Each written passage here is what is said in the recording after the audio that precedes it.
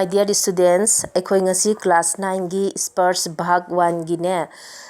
dukh ka adhikar haiba Yaspal na ibado adugi wari adu tausi ko nakhoi na karigumba class 9 gi grammar gi portion da oirabasu adagi sanchayan da oirabasu noina khangdaba karigumba lesson yarsu comment da dum irau ai mathangi video da hapakna batauge ko मनुष्य की पोशाकें उन्हें विभिन्न श्रेणियों में बांट देती है अखोई मियोइबगी ने ड्रेस है ड्रेस पोशाक है ड्रेस है को विभिन्न श्रेणियों में बांट देती है श्रेणी है अखोई कैटेगरी है को अखोई से कैटेगरी मैम खाइदोएब नसाई ड्रेस है ड्रेस प्राय पोशाक ही समाज में मनुष्य का अधिकार और उसका दर्जा निश्चित करती है नसाई ड्रेस है ड्रेस से असिना अखोई मियोइबसे हाइदि मियोइबगी फिरोल से असिना अखोईगी लैरिबा फिबम करंबदा लै करंबा स्टेटस ता लै हाबगुंबा असिसे लोइनमक मोइनने डिसीजन जे लोइना लवेबा नसाई ड्रेस हरिबा ड्रेस सिना वह हमारे लिए अनेक बंद दरवाजे खोल देती है नसाई पोशाक सिनने अखोईगी थिंगमबा थोंग कया अमसु हांगेबा हाइबदि अखोईगी थिंगमबा लंबी कया अमसु हांगे हाइबा करिगिनो हाबदा अखोइना फिजेट लूना सतपा फिजेट फजना सेटपा हाबसिदि मियोइबा खुदिंगमंगना ख्वाइदगी रेस्पेक्ट तौने को फिबु थीना मोना सेलबदि कनामता वेलकम तौनिंगदे को परंतु कभी ऐसे परिस्थिति आ जाती है कि हम जरा नीचे झुककर समाज की निचली श्रेणी की अनुभूति को समझना चाहते हैं उस समय यह पोशाकी बंधन और अड़चन बन जाती है निचली श्रेणी है लोअर कैटेगरी है को नसाई अखोगी यामना नेम्बा लैबद नेमना लैब मखोगी मतंगदा अखोइना करिगुंबा खंगनिंगबा मोइगी मतंगदा खंगनिंगबा मतमदा अखोगी ड्रेस सिनने अपनब पिरकपा मतंग सु थोई हैबा बंधन और अड़चन बन जाते हैं दी अखोगी अदुना अथिंगबा बंधन है अथिंगबनीदना अड़चन है अपनबा है अथिंगबा अपनबा कया अमा थोगलहलेब नसाई ड्रेस है ड्रेस सिना जैसे वायु की लहरें कती हुई पतंग की सहसा भूमि पर नहीं गिर जाने देती है अखोइना तेलंगा अमा पतंग है तेलंगा है को तेलंगा से हेक लंगदगी तटलगा अतियादा पायरगा लेरंबदगी लंगदगी तटलगा तारकपा मतमदा धक लौमई मखादा कैसु तारकतेबा मासे स्लोप नाइना फजना पायदरगा लाएबा अदुगा तपना तपना तपना तौरगा मखादा ताएबा अदुम हाइना उसी तरह खास परिस्थितियों में हमारी पोशाक हमें झुक सकने से रोके रहती है अदुना अखोई से अखोगी करिगुंबा तंजादने अखोगी ड्रेस से असिनने अखोइने मखादा नोंदरगा येंगबा मतमदा अपन पिरकपा तंजासु यामना यावेबा बाजार में फुटपाथ पर कुछ खरबूजा दलिया में और कुछ जमीन पर बिक्री के लिए रखे जान पड़ते हैं बाजार की फुटपाथ है तारे खरबूजा खरना थुमुक्ता अदुगा खरनने लेबागता थमगा योननबा मालेबा सागी थुमुक है यादे दलिया है अखोगी पोलांग है तारेको अदुदा हापगा बिक्री के लिए जान पड़ते हैं योननब बिक्री है योनबा है योननबगी दमकता थंबा मालेबा खरबूजों के समीप एक अधेड़ उम्र की औरत बैठी रो रही थी खरबूजे के समीप है नकना मनाक नकना को अधेड़ उम्र है सही यांखैगी मथकी नुपी है तारे को अदु अमा फमगा कपगा लेरमेबा खरबूजे बिक्री के लिए थे खरबूजा अदो योननबगी दमकतदनेबा परंतु उन्हें खरीदने के लिए कोई कैसे आगे बढ़ता अदुबु नसाई खरबूजा अदो लैननबगी दमकतदा माई मनाकता कमाई तरोगा लाकदौरिबनो संगकदौरिबनोबा खरबूजों को बेचने वाली कपड़े से मुंह छिपाए सिर को घुटनों पे रखे फपक कर रो रही थी नसाई खरबूजा योंगदौरिबा नुपीदो अदुदी नसाई मागी सारीदो अदुना मागी मकोक से खुमजिलेदना अदुगा घुटनों हबदी खुउ हबनी को खुउदा मागी मकोक तो थम्मे अदुगने मासे हिकना कपमेबा नसाई खरबूजा हबसे अखोई तरबूज गया मानबनी को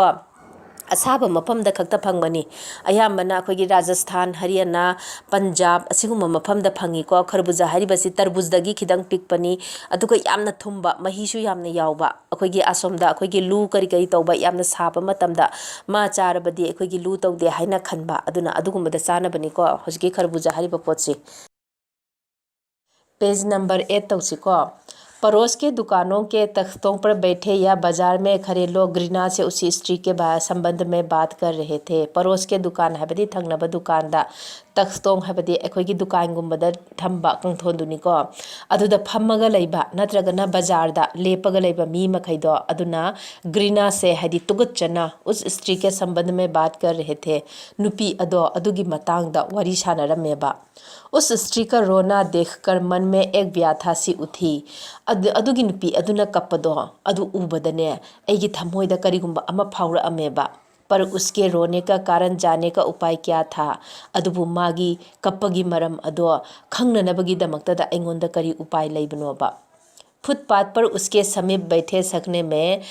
सकने में मेरी पोशाक ही व्यवधान बन खड़ी हो गई। करिगिनो हाबदा फुटपाथ चलगा नसाइगी नुपी अदुगी मनाक्ता फम्मगा अइना मंगोंदा मागी नुंगाइतबगी मरमदा करिगुंबा हंगबदो अदुदा अइगी ड्रेस से असिना अपनबा पिरमेबा हाबदी नसाइगी राइटर असे यामना लूना नाना चटपा ओइबा अदुना मीना नोकनगिगनी हाइना माना खनबा को। एक आदमी ने घृणा से एक तरफ थूकते हुए कहा का नुपा अमनने नसगी यामना तुगुचना नुपी अदुगी मतांगदा तिंदो सिटलमेबा तिन थू हरका तिन सिटपदो खंगब्रा अदुमाना सिटलगा माना हायरमेबा क्या जमाना है करीनोबा हुजिकी जमाना से करी मऊंगनोबा। जवान लड़के को मरे पूरा दिन ही नहीं बीता और यह बेहाया दुकान लगा के बैठी है। यंगु मचा नुपा जवान हाबदी अखोइगी नहा ओइबा मचा नुपा सिबदो नोमो बावबा फाद्री अदुगने मसिगी नुपी असि यंगोबा मानने पो योनगे हरा थोकलैसी यंगोबा हायरमेबा। दूसरे साहब अपनी दाढ़ी खुजराते हुए कह रहे थे अदुगा दूसरे साहब हाबदी साहब अमदो अदुना अपनी दाढ़ी खुजाते हुए हाइदी अखोइगी मकोइदुदा दुम नालबा खोलबा अदुगने माना हायरमेबा अरे जैसे नियत होती है अल्लाह भी वैसे ही बरकत देता है अदुगा माना हायरमेबा हे येंगु माना तौबदो मागी तौरिबा मवोंगदो अदुना अल्लाहनासु दुम अदुमाइना दुम पीबनिदा हायरमेबा। सामने के फुटपाथ पर खड़े एक आदमी ने दिया सलाई की तिली से कान खुजाते हुए कहा। सामने के फुटपाथ हाबदी ममांगदा फुटपाथ अमा लैबदो अदुदा लेपगा लैबा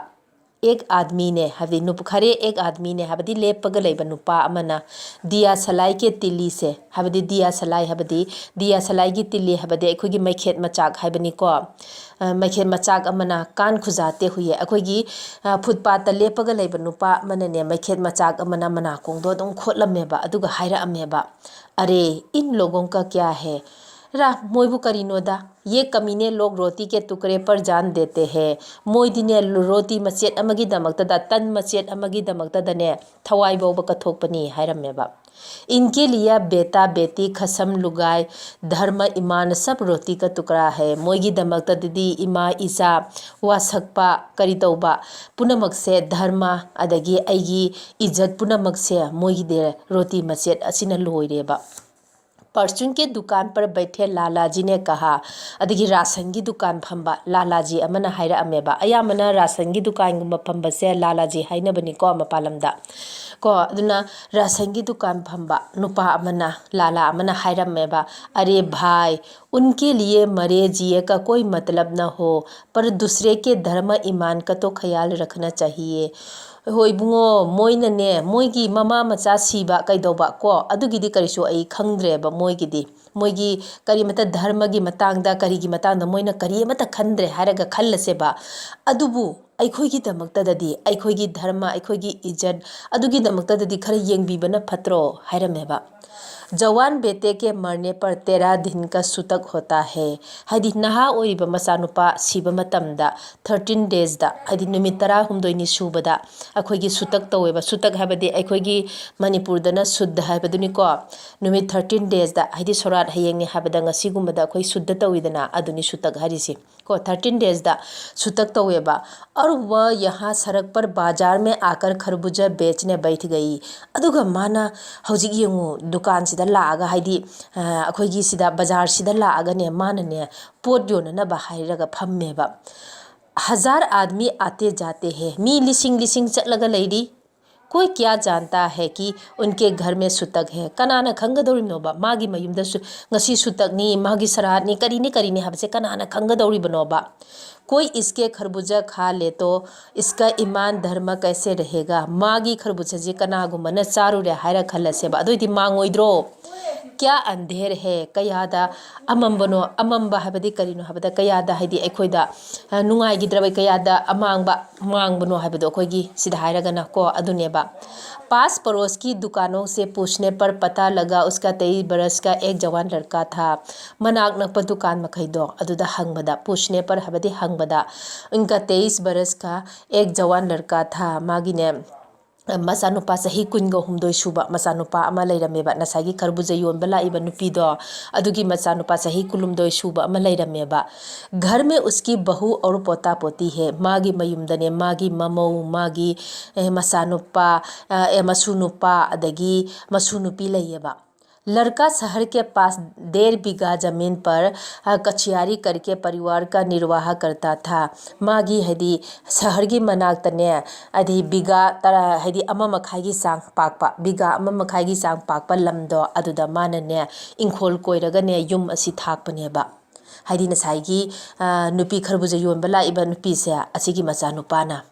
खरबूजों की डालियाँ बाजार में पहुंचाकर कभी लड़का स्वयं सौदे के पास बैठ जाता, कभी माँ बैठ जाती। अदुगने मोइनने खरबूजा से पुन्ना थारुबसु यावेबा हदी मोई अपुनबा लौबा कांगुदो अदुदा खरबूजादो पुन्ना थारुबसु यावेबा। अदुगा मरक मरकता मोइना चोइनसु योनबा हदी चोइना योंगदी खिदंग मखोइदा पैसादो खरा यामना फंगिदना चोइनसु योनबा अदुमाइना तवेबा मोइसि मरक मरकता करिगुम्बा मतमदा मचानुपासिना फंबा यावी नत्रगना नसागी ममा से असिना फमेबा। लड़का परसों सुबह मुंह अंधेर बैलों में से पक्के खरबूजे चुन रहा था। नहन्या नसाईगी मचानुपा से असिनने अयुंगंतादने खरबूजा अमुनबा खलमेबा। गिल्ली मेर के तरवत में विश्राम करते हुए एक छाम पर लड़के का पैर पड़ गया। अदुगा गिल्ली मेर के तरवत हबदी अचोट पर लेंगोइदो अदुगी मथक्ता विश्राम करते हबदी पोथारगा लैबा एक सांप लड़के के पैर पर पड़ गया। अदुगा नसाईगी लेंगोइ अचोटपदुदने अखोइगी पोथारगा लैबा पोथारगा लैबा नसाईगी लिन अमदने माना नेछलमेबा। सांप ने लड़के को दस लिया अदुदा मागी मम्मजिता नेछलुबदा लिनजिना कैदोरमी मंगोंदा चिअमेबा। लड़के की बुढ़िया माँ बावली होकर ओजा को बुला लाई। हाइदी नसाईगी नुपा मसादो लड़के की हाइदी नसाईगी नुपा मसादो की मामादो अदुनने मासे बावली होना हाइदी अंगावी ओलेबा। अदुगने ओजा को बुला लाई। ओजा हैबदी मयामदगी खंगबा हैबा हैबनीको ओजा हैबदी मयामदगी हेंदोकना खंगबा हैबा को अदु कौरगा पुरा अमेबा। झारना फुंकना हैबदी अखोइगी धूप कांग थारगा अखोइगी वाहोंग मतुगांग तौरगा अखोइगी टीवी दगांगसु याम लाकपनिको सीरियल गुंबदा अदुदा अखोइगी हुमदोकपा कैदोबा मोइ तौबदो अदु तौरमेबा। नागदेव की पूजा हुई अदुगने लिन की पूजा तौरमेबा। पूजा के लिए दान दक्षिणा चाहिए अदुगा पूजा तौबनिना दान दक्षिणा सुपामिदना दान दक्षिणा तौबा ताबनिदना। घर में जो कुछ आटा और अनाज था दान दक्षिणा में उड़ गया। युमदा लैरंबा आटा लैरमी अदगी चेंग फौ सुम लैरंबदो अदु मागी दान दक्षिणा तौबा मतमदा लोइना सिजिनगरेबा। पेज नंबर 9 अमुक तौसिको। माँ बहू और बच्चे भगवान से लिपट लिपट कर रोए। नसाईगी ममा खरबुजा योनबा लाइबा नुपीदो अदुगा मागी भगवानागी नुपीदो अदुगना माँ से कोंजिलगने कपमेबा। पर भगवाना जो एक दफे चुप हुआ तो फिर ना बोला। अदुगा भगवाना अमुक्तंग तुमिन लेग्रबा मतुंगदा अमुक हनवा ngangakidreba। सर्फ के विष से उनका सब बदन काला पड़ गया था। सर्फ हबदी लिन हबनीको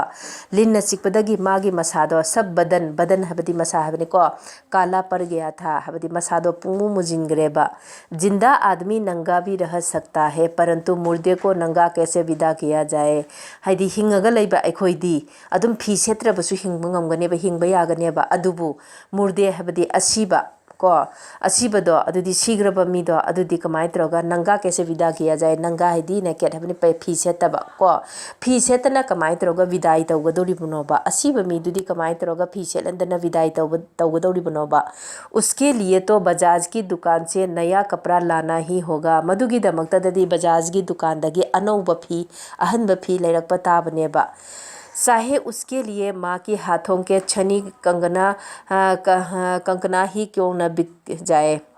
अदुगी दमक्तदा ममागी खुजी योनबसु योनबा ताबनेबा योलबसु ताबने हाइदी मौंदा पैसा लेत्रे हायरा खलसी अदु ओरबसु माना सिरिबा खुजीदो योलबसु ताबनेबा योनबा ताबनेबा नसाईगी फीदु लैनंगाई दमक्तदा।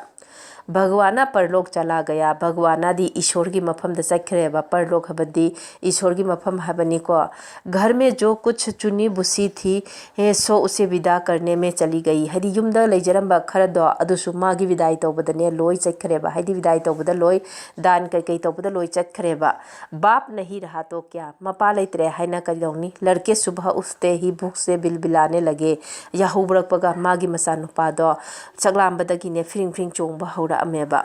दादी ने उन्हें खाने के लिए खरबूजा दे दिए मागी दादी दो मागी मबोक दो अदुनने चाननबगी दमकदा मसु नुपादुदा खरबूजा पिरमेबा लेकिन बहू को क्या देती अदुबु मागी ममौदा करी पीगदबुनोबा बहू का बदन बुखार से तवे की तरह तप रहा था मागी ममौदो अदुदी लैहौ साबना तवागा चप मानना बंग बंग बंग बंग सारगा लेहरमेबा लैहौदो अब बेटे के बिना बुढ़िया के चुवनी दोवनी को भी कौन उधार देता अदुगा हौजिक्ति माई मचा नुपा लेत्रब मतमददी मागी हनुबिदो अदुदा कनाना पैसा अहु मरी कनाना मंगोंदा उधार देना हबदी एखोगी पैसा पुहनबदुनी को अदु कनाना पैसा पुहलकनी माना पैसा पुगे हबदा कनाना पिरकनी को बुढ़िया रोते रोते और आंखें पोंछते पोंछते भगवाना के बतौरे हुए खरबूजा दलिया में समेट कर बाजार की ओर चली अदुगने हनुबी अदो कपना कपना ममितो मपीदु तैथोंना पोंछते पोंछते हबदी तैथोंना भगवाना ने नसाई हे अंब कनो खरबूजा मखैदो बतौरना हबदी अखोगी खोमजिन तासिनबा हबनीको अदु तौरगा मानने दलिया में समेट कर हबदी दलिया दा हापसिलगा दलिया हबदी अखोगी पोलांग हबनीको पोलांग दा हापसिलगा माना बाजार रोमदने योननबगी दमक लामेबा और चारा भी क्या था अदुगा अदु नत्रदी करी उपाय लई मंगोंदा बुढ़िया खरबूजा बेचने का साहस करके आई थी हनुबी अदो खरबूजा अदु योनबगी हिम्मत तौरगा मासे लाकपनेबा परंतु सिर पर चादर लपेटे सिर को घुटनों पर टिकाए हुए फफक कर रो रही थी अदुबु हजिक मा योनगेदी हाइना लाए अदुबु मागी सारी अदो अदुना ममाइदो मकोकतो खुमजिलगने मासे हिंगना कपगा लेरमेबा कल जिसका बेटा चल बसा आज वह बाजार में सौदा बेचने चली आई हाय रे पत्थर दिल येंगु ngarang khakta masanupa sigribaneba aduga ngasine bazar dane manane pose yonge haina lai basi yengu magi thamoi se nungga chap manadra haraga mayamna hainarameba sauda habadi akhoigi paisa maman ngangna ba haibani ko adubu sidadi akhoigi podyon boromda sijinarakani उस पुत्र वियोगी के दुख का अंदाज़ा लगाने के लिए पिछले साल अपने पड़ोस में पुत्र की मृत्यु से दुखी माता की बात सोचने लगा अदुगा अइनने नसाइगी नुपी लारब नुपी अमा माई मचा नुपा सिरिबसे असिगा अदगी सोमदा नुपी अमा अखोय युमलोनबदा हकुम नुपी अमागी मचा नुपा सियेबा अदुगा अनी सिगिने नुंगाइतबसे असि अइना कंपेयर तौबा हौरअमेबा वह संभ्रांत महिला पुत्र की मृत्यु के बाद 2.5 मास तक पलंग से उठ न सकी थी नसागी संभ्रांत महिला हबदी इना कैरा खुनब नुपी हबनी नसागी इना कैरा खुनब नुपी हकुम मसा नुपा सिगी हबदो अदुगी नुपीदो अदुदी था अनि मखाई भौबा मा फमुंगदगी हौगलमदेबा पलंग हबदी फमुंग हबनी को फमुंगदगी मा से हौगलमदेबा उन्हें 15 मिनट बाद पुत्र वियोग से मूर्छा आ जाती थी मिनिट 30 दने मा से पंगधरमेबा मूर्छा आना हबदी अखोगी वानथबा हबनी को मासे वानथरमेबा मूर्छा ना आने की अवस्था में आंखों से आंसू न रुक सकते थे अदुगने करिगुम मासी पंगदद्रे हर खलसेबा अदुबु मागी ममितगिने मपी से जोरो तारमेबा लेप लेरमदेबा दो डॉक्टर हरदम सिरहाने बैठे रहते अदुगा मकोकलोमदने डॉक्टर अनि फमगा लेरमेबा मतम चुप्पदा सिरहाने हाइबदी अखोगी कोकलोमदा हाइबनी को हरदम सिर पर बर्फ रखी जाती थी अदुगने मकोकतने मतम चुप्पदने बर्फ अदुम थमगा लैयबा शहर भर के लोगों के मन उस पुत्र शोक से द्रवित हो उठे थे अदुगा शहर द लैबा मिपुम खुदिंग मंगना मागी मचानुपा सिखिबदो अदुगी नुंगाइतबा तौरमेबा नसागी इनाखुनबा नुपीगी मचानुपा सिबदो अदुगी नुंगाइतबा फोंगदो अमेबा जब मन को सूझ का रास्ता नहीं मिलता तो बेचैनी से कदम तेज हो जाते हैं करिगुम्बा अखोई थमोइसिदा करिगुम्बा लंबी अमा फंगद्रे हायरा खलसेबा अदु ओरबदी अखोइसे अखोइगी बेचैनी हाबदी पोथाबम खंगदबदो पोथाबम खंगदेबा उसी हालत में नाक ऊपर उठाए राह चलों से ठोकरों खाता में चला जा रहा था अदुगने अदुमाइना तौबा मतमदने अखोइसे लंबी थीबा फंगद्रगा हाइदी अखोइसे माइसे मथकलोमदा थांगतलगा नाक ऊपर उठाना हाबदी नातोन मथक लोमदा थांबाबदि अखोइगी माइसे थांगतपा हाइबनिदना मथकलोमदा माइसे मथकलोमदा थांगतलगने ऐसे चटलमनेबा ठोकरे खाते हाइदी ठोकरे खाना हाबदी खुती थीबा ऐसे खुती थीरगा माइसे कोकसे अखोई मथकलोमदा सुम थांगलगा ऐसे चटलमेबा अदुगा खुतीसु थिरमेबा शौक करने गम मनाने के लिए भी सहूलियत चाहिए अदुगा अइना खलमेबा नुंगाइतबा फोंदोकनबा शौक करना हबदी नुंगाइतबा फोंदोकपा गम मनाने हबजी गमसु नुंगाइतबा हबनी शौकसु नुंगाइतबा हबनी सिनोनिम्सनी को मसा अदुगुम्बा हाइदी अखोइना नुंगाइतबा फोंदोकनबगी दमक्तदसु सहूलियत चाहिए पोचै यामना दरकार लैयबा हाइदी इना कैरा खुनबा यामना दरकार लैयबा और दुखी होने का भी एक अधिकार होता है अदुगा नुंगाइतबा फोंदोकनबगीसु अधिकार अमा लैयबा अधिकार अमा लैबा ताबनी हबा लई हबा अैगी चैनल असी पामलबदी लाइक तौबियु सब्सक्राइब तौबियु अमसुंग मरुप मपांगसिंगदा शेयर तौबियु अदुगा अपाम्बा टॉपिक लैरगदी कमेंट दा अदुम ताकपिरौ अै मथंगी वीडियो दा हापसरक्के।